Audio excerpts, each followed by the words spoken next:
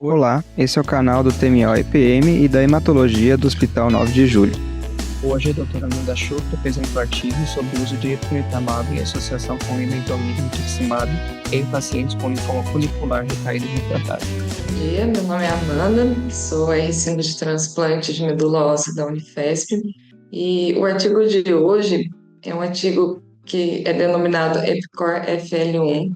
Ele compara a terapia de epcoritamab, lenalidomida e rituximab versus R-lena sozinho para linfomas foliculares recaídos ou refratários. É um estudo global, aberto, randomizado de fase 3, que tem como seu principal autor Lorenzo Fauci, foi publicado no The Lancet agora em dezembro de 2025. O que é o linfoma folicular, qual que é a sua incidência e qual que é a relevância e importância desse artigo? O linfoma folicular é o linfoma não Hodgkin indolente mais comum. Ele corresponde a 25% dos linfomas e é um linfoma considerado incurável. Ele é um linfoma de centro germinativo, como a gente pode ver nessa imagem ao lado. Então, ele, junto com outras neoplasias hematológicas, ele se caracteriza por manifestar-se no centro germinativo. E o que acontece? Lá na medula óssea, enquanto o nosso linfócito ainda está sofrendo maturação, na fase de linfócito pré-B, ele sofre uma translocação no 14 e 18 da cadeia pesada da imunoglobulina e do gene BCL2 durante o rearranjo de VDJ na medula óssea. Então, esse linfócito ele sai da medula óssea e segue o processo normal de maturação dele. Então, ele entra no centro germinativo, ele é exposto a antígenos na zona escura, ele volta para a zona clara para ver se ele consegue sofrer mais uma vez rearranjo na sua cadeia de imunoglobulina, para tentar ter mais afinidade para esse antígeno, e linfócitos que não, naturalmente, que não têm essa afinidade por antígenos, entram em apoptose. Linfócitos que têm afinidade por antígenos específicos, naturalmente, são selecionados para ter uma replicação. E os nossos linfócitos doentes do linfoma folicular, que sofreram a translocação 14-18, eles têm uma hiperativação do gene BCL2. Então, eles são independentes da afinidade com o antígeno para sobreviverem a esse processo. Uma vez que eles passam pelo centro germinativo e sobrevivem, eles são linfócitos que vão novamente circular pelo corpo, tanto na corrente sanguínea quanto também em outros folículos linfáticos, e nesse momento eles podem adquirir as segundas mutações que vão dar aí sim a origem ao nosso linfoma. Esse linfoma ele tem como característica na sua imunistoquímica ser um linfoma B, então ele marca CD19, 20, 22, 79A, PAX5 e também marcadores de centro germinativo como CD10 e BCL6. Uma vez diagnosticado o linfoma folicular, é importante a gente classificar conforme o número de centroblastos e também classificar o risco desse linfoma e sua classificação de Ann Arbor. O risco é feito pela classificação de FLIP2 e o Ann Arbor, nosso velho conhecido, que a gente também classifica pelo número de cadeias linfonodais acometidas. O tratamento de primeira linha vai se dividir aí em pacientes com linfoma sintomático ou não, forma localizada ou doença avançada, sendo que na forma localizada assintomáticos podemos só observar, e a radioterapia é tida aí como a melhor terapia para essa apresentação.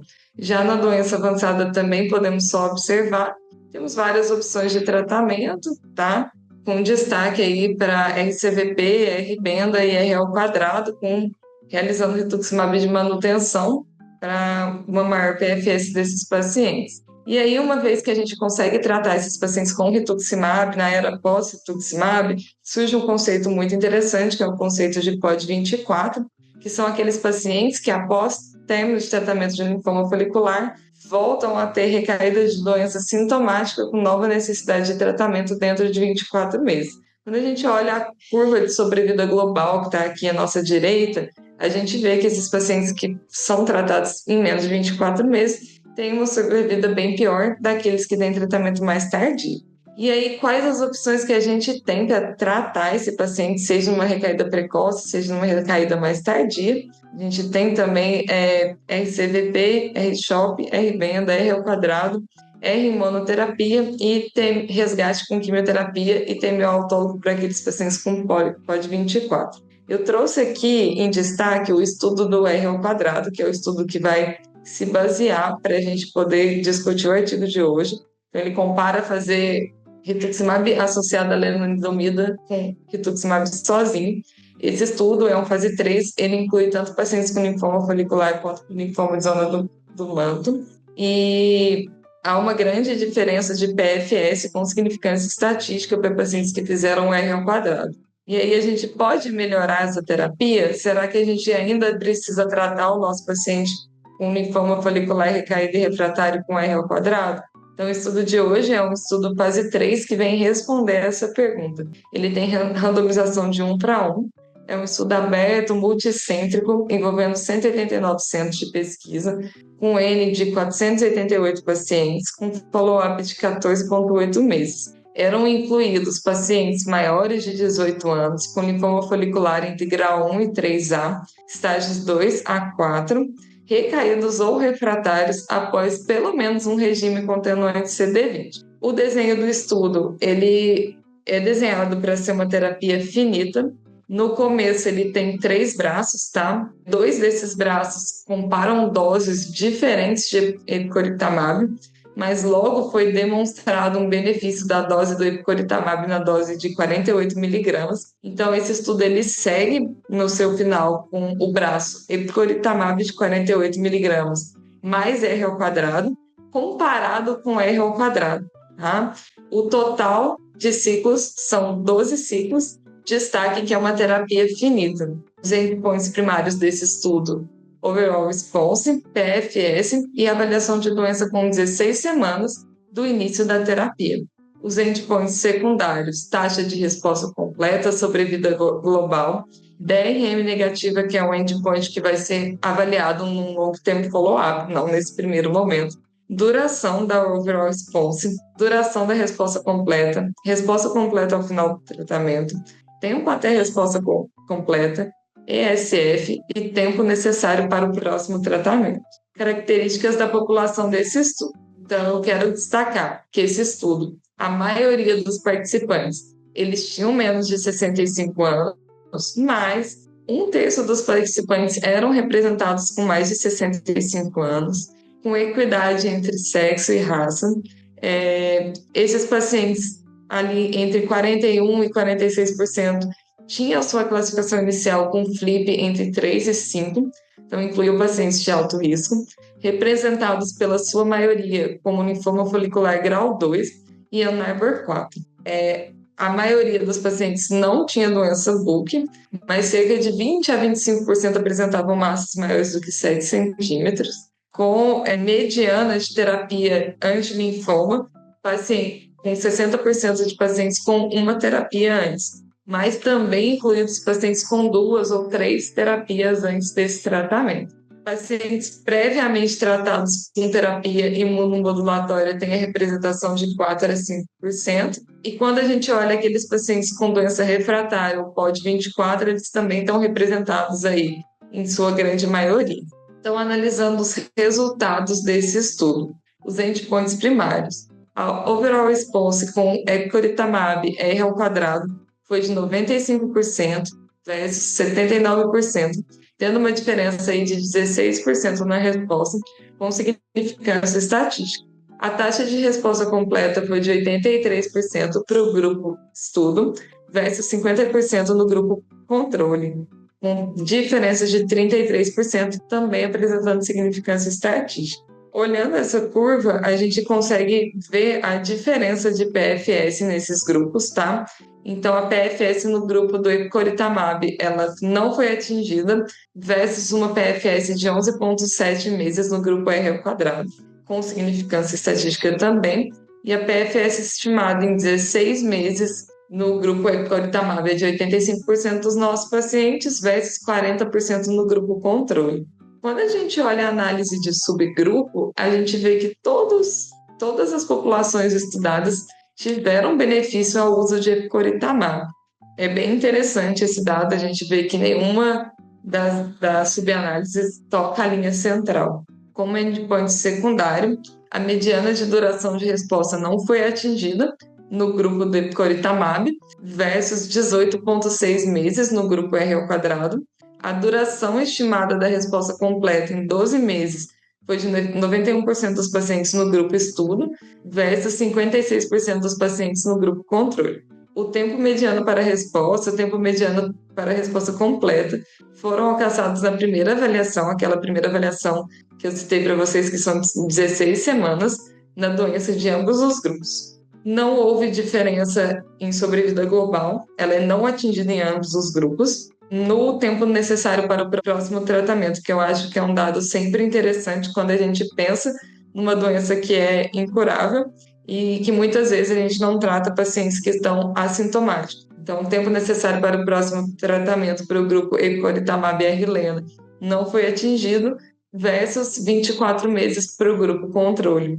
Trazendo um pouco dos eventos adversos, os principais eventos adversos que levaram à descontinuação dos medicamentos foram principalmente demonstrados no uso de lenalidomida, e sendo que os principais eventos trataram-se também de infecções, tá? Em 33% do grupo epcoritamab tendo infecções grau 3, e contra 16% no grupo controle, e grau de neutropenia também sendo mais pronunciado no grupo do estudo. Então, trago para discussão esse artigo hoje, com um questionamento: será que o epcoritamab R ao quadrado é a nova terapia para a gente cuidar dos nossos pacientes com linfoma folicular recaídos e refratários? E também trouxe para discussão, que eu achei muito interessante, esse estudo incluiu pacientes de alto risco, com FLIP elevado, primariamente refratários, e pacientes pós-24. Era isso, obrigada. Discussão.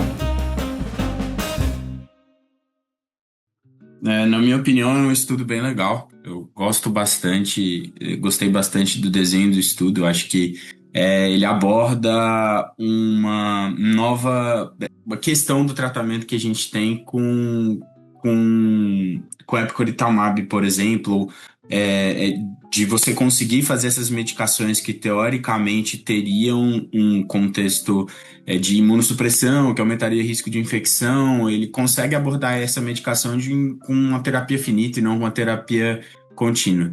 Você vê em outros estudos, por exemplo, com tafasitamab, ou até para bispecíficos em outras doenças, que na prática os estudos são desenhados, na verdade, os estudos são desenhados para você fazer a medicação até progressão, e na prática, aos poucos, você vai vendo que alguns centros que já usam bastante vão diminuindo as infusões, pensando em evitar efeitos deletérios. Eu acho que quando a gente está pensando em uma doença indolente que às vezes, sim, o paciente às vezes tem indicação de tratar, mas ela não é tão deletéria para ele, você tem que pensar muito na questão da toxicidade. Então, para mim, chamou muita atenção você ter um tratamento finito. Uma coisa que eu fiquei meio encucado, e depois que eu fui conseguir prestar atenção e entender o porquê, é que nesse estudo o braço do R quadrado vai muito pior do que o braço do Augment, né? O Augment, o pessoal que faz o R quadrado, que faz o rituxilena, vai muito melhor. No início eu fiquei meio confuso, não entendi bem o porquê, e depois eu fui entender que era mais perfil de seleção de paciente mesmo. Aqui você pegou pacientes que todos eles tinham indicação de tratamento, todos eles tinham FLIP elevado, tinha paciente que tinha POD 24, e o que chama muita atenção, às vezes, para mim, não é nem a PFS ou a redução do hazard ratio, porque o follow-up do estudo não é tão grande, mas o que chama muita atenção para mim é a taxa de resposta completa. Então, no início eu fiquei desconfiado, falando, cara, o Augment foi muito melhor, o que está acontecendo aqui que ele não foi tão bem. Não foi tão bem porque a população foi pior. Mas isso também, de certa forma, pode influenciar a curva a abrir mais rápido, por exemplo. Mas, ao mesmo tempo, chamou muita atenção que é uma parcela de pacientes que tem uma doença mais agressiva, e mesmo em condição de doença agressiva, com um tratamento finito, você consegue altas taxas de resposta completa. Eu acho que essas foram as coisas que mais chamaram a atenção para mim no estudo, e acho que saber, respondendo um pouco a provocação da Amanda, eu acho que se essa vai ser a nossa nova terapia de segunda linha para o paciente que é recaído e refratário, eu penso muito que é um tratamento excelente, e penso também, cara, se ele responde muito bem em quem tem uma doença de alto risco e vai mal, imagina o paciente que é recaído e refratário, tem uma indicação de tratamento, que é recaído, na verdade, tem uma indicação de tratamento, mas não é uma doença tão agressiva assim, né? Talvez induza PFS mais longas, talvez, se a gente conseguir manejar o contexto de infecção, seja uma terapia que a gente possa contar e esperar que consiga dar bons resultados para os pacientes aí, num cenário de segunda linha, pelo menos. Como já foi dito, linfoma folicular é uma doença que é indolente, mas nós sabemos que existe uma parcela desses pacientes que possuem uma doença de maior risco, né? E pacientes também que possuem múltiplas recidivas com critério de tratamento.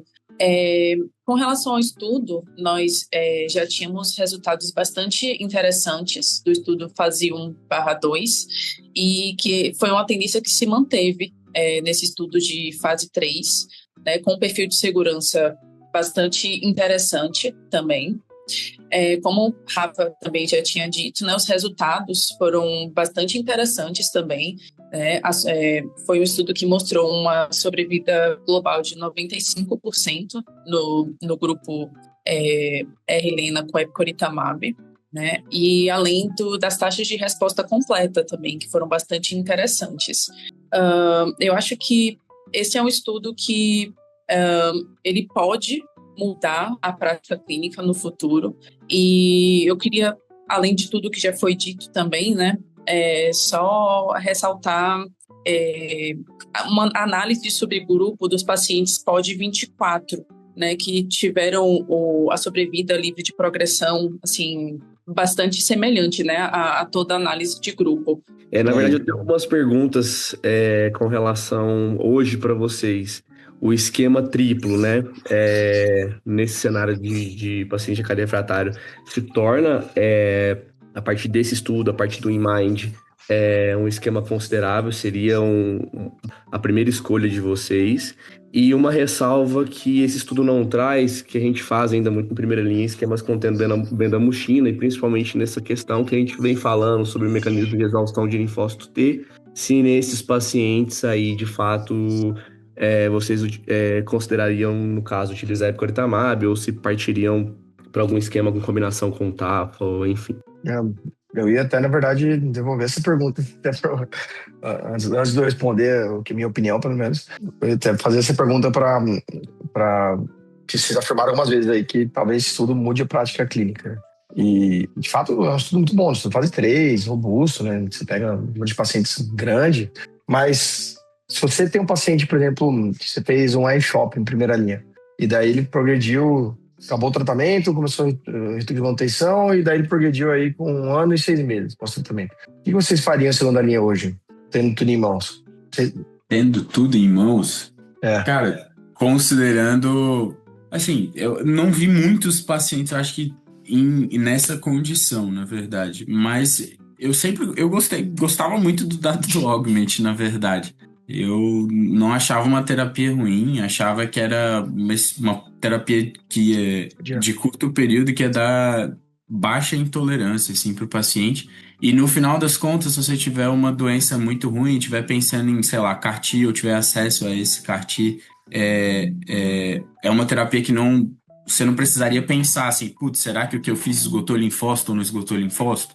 Acho que até pensando em sequenciamento para CAR-T é uma terapia que ainda faz sentido, né? Acho que eu teria que me preocupar menos, por exemplo, com infecção, que, querendo ou não, o epcoritamab teve 1/3 dos pacientes fazendo neutropenia grau 3 e infecção também. Então, acho que muito a partir do perfil do paciente. Pô, se eu tenho um paciente que é mais jovem, que caiu com 1 ano e 6 meses, mas não tem uma carga tumoral, sei lá, muito importante, e eu estou pensando em outras alternativas terapêuticas para o futuro, talvez um R quadrado atendesse todas as minhas expectativas. Talvez um épico com R quadrado poderia ser algo plausível. Agora, se eu estou pensando em um paciente mais idoso, que eu tenho uma preocupação um pouco maior com toxicidade, e eu tenho a condição de fazer R quadrado e ainda pensar em sequenciamento futuro com CAR-T, talvez eu acho que o R quadrado, o Augment, atenderia completamente minhas necessidades, sabe? Eu não consigo definir perfeitamente quem que é o paciente que eu daria. Acho que é uma boa terapia, acho que é algo bom para você ter em mãos, mas não sei. Não sei se eu consegui ser claro Eu com o que acho eu falei. que, eu acho que no cenário POD 24 o estudo traz pra gente algumas elucidações. No cenário de POD 24, num paciente que não é tão idoso, enfim, com as ressalvas da questão infecciosa, etc., das toxicidades grau 3 ou mais, eu acho que aí combinação com epcoritamab mais R ao quadrado é, seria válida. Eu utilizaria essa combinação, sim. Porque teve ganho significativo. Agora, no paciente mais frágil, enfim, realmente a gente deve considerar outras alternativas. Só que não tem um estudo, por exemplo, comparando epcoritamab R ao quadrado com TAF R ao quadrado. Seria um estudo interessante para a gente entender perfil de toxicidade e manejo nesses pacientes um pouco mais frágeis, né? Eu acho que só a questão de pensar nisso é que talvez o estudo ele consiga medir muito mais assim, o paciente que falha precoce e não um paciente que você vai ter controle duradouro, no sentido de que, beleza, o paciente com POD 24 respondeu basicamente do mesmo jeito que o outro, que o grupo não POD 24 respondeu, mas a gente ainda tem um segmento de 11 meses. Às vezes tem paciente que tem perfil de doença mais agressiva, de fato, mas é um linfoma indolente e talvez 11 meses seja pouco tempo. Ainda mais quando eu não estou pensando no contexto de, sei lá, de transformação para outra doença em si. É por isso que eu fico meio assim, cara. Eu acho que, putz, é um bom tratamento para induzir resposta. Eu não sei quanto tempo de resposta eu vou ter. É basicamente isso. Então, para o paciente que já tinha uma doença agressiva do começo, talvez seja uma terapia que você já tenha que fazer pensando no que você faria depois, entendeu? Não sei se essa opinião serve assim também, mas eu fico meio não inseguro. Eu acho que é bom para induzir resposta, mas eu não consigo dizer se essa resposta vai ser duradoura. Tipo isso. Posso, posso opinar? Certeza. Assim, acho que eu tenho uma opinião um pouco mais ousada, comparando aí com o Rafa e com o Lucas. Levando em consideração esse estudo, para mim, e o Pedro falou, né, tendo tudo disponível, o que você faria para a segunda linha no folicular recidivado refratário? Para mim, esse estudo, ele coloca como o epcoritamab R ao quadrado como standard of care, como segunda linha para folicular. Eu acho que vai ser o tratamento padrão agora, como segunda linha. Ainda mais que foi um estudo muito bem feito, um estudo de fase 3, multicentro, com um N muito bom, e colocando que em todas as análises de subgrupo, em todas as características, pode 24, não pode 24, um flip mais alto, um flip mais baixo, em todos esses subgrupos, o epcoritamab R ao quadrado foi superior em relação à taxa de resposta, PFS. Inclusive, a gente viu lá naquela tabelinha que a Amanda mostrou que também estava incluído pacientes mais idosos, pacientes com mais de 65 anos de idade, pacientes um pouco mais frágeis. Eu fiquei com muita dúvida quando foi fazer uma análise de sobrevida global, porque na primeira vez que eu li esse artigo, eu fiquei achando que não teve alteração assim de sobrevida global, porque o tempo de acompanhamento era muito curto, se não me engano foi 14 meses e tal, e eu fiquei na dúvida, mas depois quando eu fui dar uma olhada no material suplementar, a gente vê que tá na razão de risco, foi para morte, né? Foi de 0,68, com um P de 0,003, ou seja, reduziu em 32% o risco de morte com significância estatística. E a minha pergunta teve ganho de sobrevida global ou não? Lá naquele gráficozinho ficou bem tipo... Não, ainda não, né? Não, então, respondendo só esse ponto aí, o Lorenzo Fauci apresentou e perguntaram isso para ele. né? Porque ele não fala de ganho de sobrevida global, apesar de ter essa questão, estatística, né, que você colocou bem, ele coloca como você começou seu comentário, ainda é muito precoce, né? É um follow-up de pouco mais de um ano aí, né, de 14 meses, então não dá para falar. Então, né, não é um endpoint aí, então é uma tendência. Então eu achei muito bom isso dele ser muito comedido, assim, né? Falou, olha, apesar de ter esse achado, eu não vou colocar isso como uma verdade, né? E esperar segmento follow-up. E aí até, né, para colocar um próximo artigo aí de que o título vai ser ganho de sobrevida global, né, no linfoma folicular recaído refratário. Mas eu achei correto aí a posição. Não, pois é, a primeira vez que eu li, eu achei que não teve ganho. Depois, quando eu fui ver o material suplementar, eu fiquei super na dúvida. Não é isso, minha opinião é essa. Assim, o primeiro ponto que eu ia falar, eu acho que assim, eu discordo de algumas coisas, assim. Primeiro, R quadrado ainda tem espaço? Ao meu ver, no linfoma folicular, eu não indicaria mais R quadrado para nenhum paciente, tendo tudo em mãos. Tá? Se falar, eu entendo o que o Rafa falou, no sentido, tipo, aquele paciente que tem que não é pode 24, que é uma recaída mais tardia, que é um paciente mais idoso, e o dado, de fato, era 30 e poucos meses de PFS, que é algo ótimo. Mas agora a gente tem 2 estudos fase 3, que é o EPICO e o IMIDE, mostrando ganho significativo de PFS em relação ao R quadrado, com uma toxicidade bem aceitável.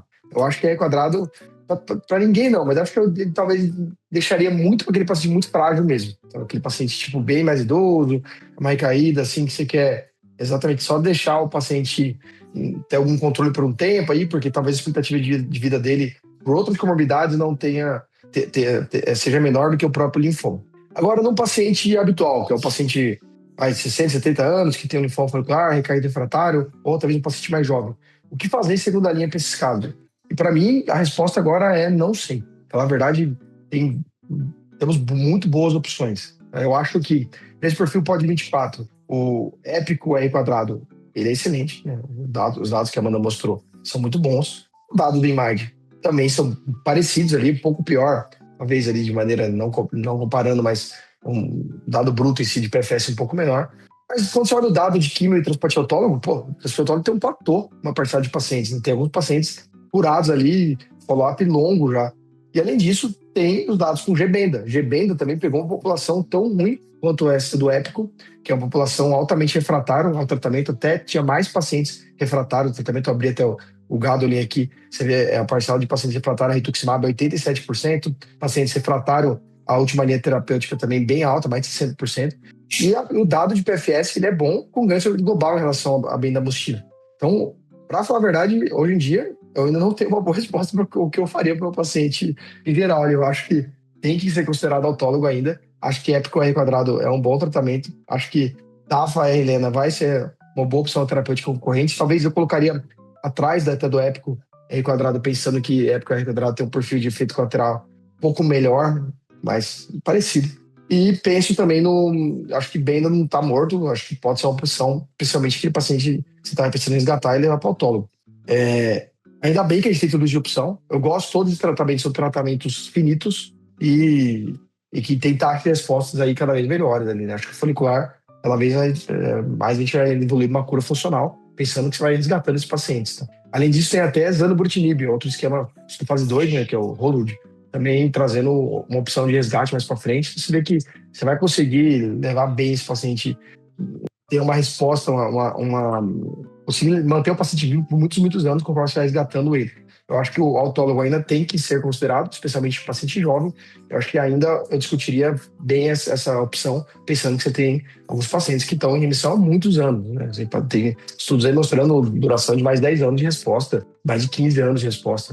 Agora, no paciente que é um pouquinho mais idoso, daí talvez o autólogo perde espaço para esses novos tratamentos. Ao meu ver, eu acho que é isso que eu faria nesse momento. A Amanda fez uma apresentação inicial aí, né, de linfoma folicular e algumas curiosidades. Ela mostrou a importância do BCL2 na linfomagênese e aí até historicamente faria sentido, né, o venetoclax, outro inibidor de BCL2 ser ativo contra a folicular, e não é tão verdade assim, né? Então, para você ver que às vezes, né, a parte básica não se traduz na parte clínica, por isso que é importante estudos aí translacionais, né?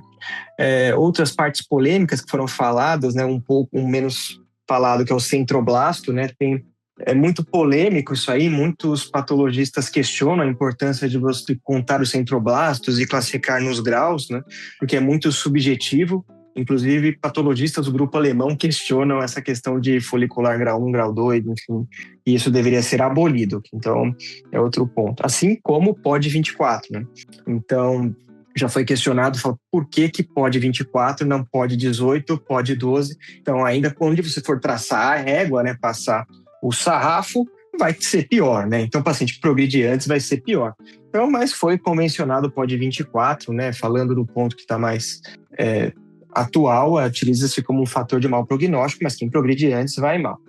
Foi estudo fase 3, né? Isso é interessante. Terapia finita, não é tão novo terapia finita em linfoma folicular recaído refratário, isso não é novo. O que é novo é terapia finita com epcoritamab nesse cenário, né? Então, isso a gente não tinha e eu achei bem interessante. O ponto da comparação com Augment, né? O Pedro falou, o Rafa falou, é isso, né? São populações diferentes. Algo que tem que ser pontuado, ainda falando do estudo sem comparar, né, é o número de IMID prévio, né, então imunomodulador prévio, então foi 5% dos pacientes tinham feito imunomodulador prévio, e é possível, né, tem estudo Relevance que você faz Lena de primeira linha, então, mas dá para extrapolar esses dados? Acho pouco, né, falar que 4, 5% dá para extrapolar os dados, mas pode ser que, né, foi incluído no estudo, isso que eu quero dizer.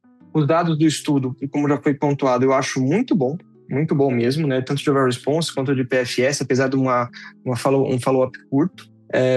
As toxicidades, sim, têm que ser levadas em consideração, principalmente a parte infecciosa. Você adicionando um anticorpo biespecífico, ele foi mais tóxico, né? Então, tem a questão das profilaxias, que não foi falado. Os pacientes estavam em profilaxia, tá? Teve mais descontinuidade.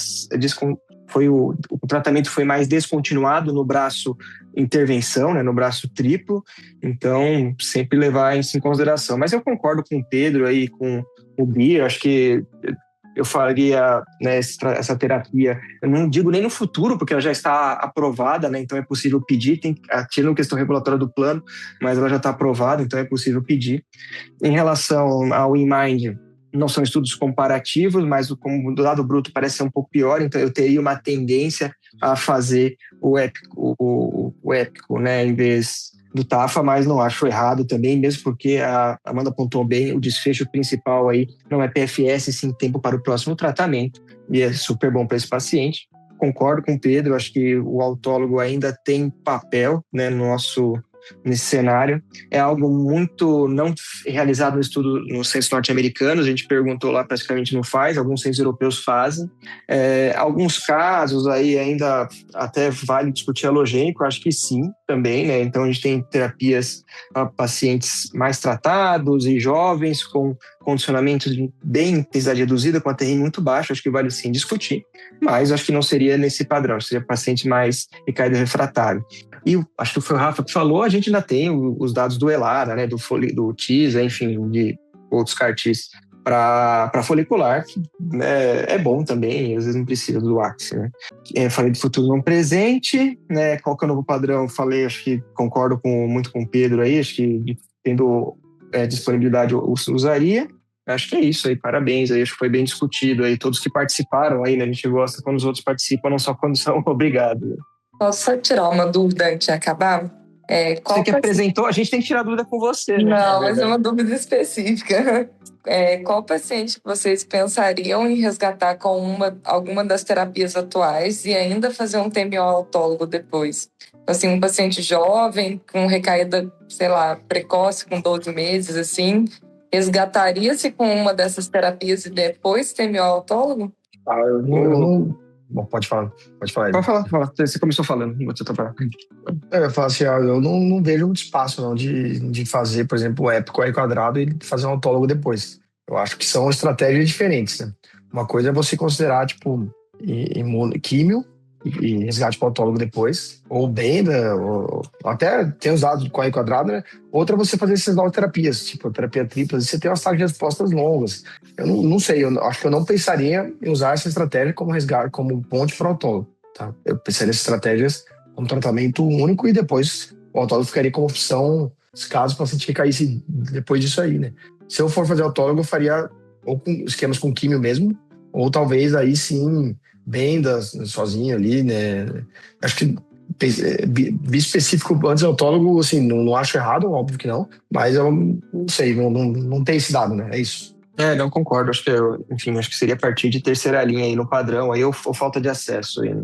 Eu acho que é isso, assim, difícil, você tendo acesso, é difícil você passar na frente ou usar como terapia ponte, né? Então, tem dados de terapia ponte com bispecífico para nos pacientes com difuso, né? Mas no folicular, assim, não sei se precisa, dá até para fazer, assim, nada contra também, mas falando de autólogo em si, acho que eu jogaria mais para frente aí, mas não está morto, né? Como gostam de dizer, não está enterrado, mas cada vez a gente vai utilizar para um paciente mais específico aí, né? Enfim. Vai ter filme? Podemos ter. Filme de hoje, 007 Cassino Royale. Para quem não acompanha a franquia, o melhor da franquia é ele. E assim como esse artigo aí, você vê que tem várias opções dentro daquela franquia ali que são boas, que são adequadas. Você gosta, mas Cassino Royale é o melhor, né? Então acho que essa é a analogia do hoje aí, que quem não assistiu um filme velho, acho que vale a pena. É isso. Já é a geração de filme com Daniel Craig ou não? É Daniel Craig. Não, o Cassino Royale é. Então eu acho que eu assisti. É bom, mano. Uhum. Falou? Isso aí, né? Vocês aí pra vocês. Abraço. Valeu, pra nós. Tchau. Falou. Fica assim então. Então por hoje é isso, até a próxima semana. Tchau.